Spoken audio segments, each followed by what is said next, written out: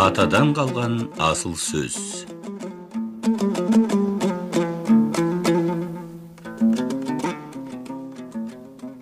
Бір күндерде Ақтайлақ би ауыл сыртында төбенің басында отырса, көз ұшы жерде келе жатқан Жанақ ақын екенін танып, ауылда үй сыртында тай үйретіп жүрген балалардың ішінде өзінің кенже баласы Сабырбайды шақырып алып, «Балам, анау келе жатқан атақты Жанақ ақын ұқсайды.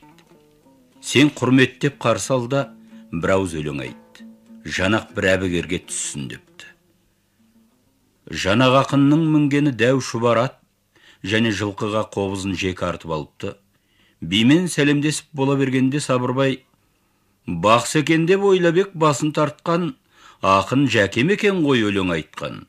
Бәрекелді көшіңнің сәндісіне қарашынген секілді байтал артқан» дегенде, Жанақ ақын сасқалақтап қалып қобызды шешіп алайын деп тұра бергенде, Ақтайлақ би, «Жәке, үйге барғанда балалар қобызды шешіп әкеледі. Әзірше мына таяқты пайдалан» деп таяғын ұстатыпты. Таяқты ала сала Жанақ, «Төмен түннен келемін жоғары өрлеп, 300-дің баласында ақын мен» деп, «Атан далдым біреуден жамбы далдым, мына неме кездестау көлденің» деп дегенде Ақтайлақ, «Бұл біздің жаңа талап Сабырбай деген баламыз» депті. Сабырбай Жанақтың атын кермеге байлап, қобызын шешіп әкеп қолына ұстатыпты. Сонда Жанақ, «Айналайын балапан жас талабым, айтысуға мен сенен жасқанамын. Сөз тапқанға қолға жоқ дегендейін, өргөрлеп, ілгері бас, қарағым» дегенде Ақтайлақ, «Балам, Жәкеңмен айтысу саған оңайға түспейді. Тез үйге барды мал сойғыз және оңаша үй тіккіз.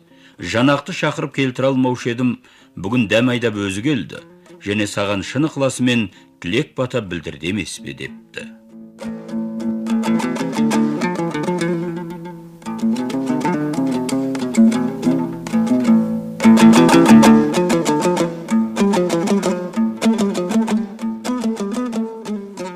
Ақтайлақ шешен Қанай шешеннен, «Ер басында бақыт нешеу, кемдік нешеу, құлазу нешеу» деп сұрайды.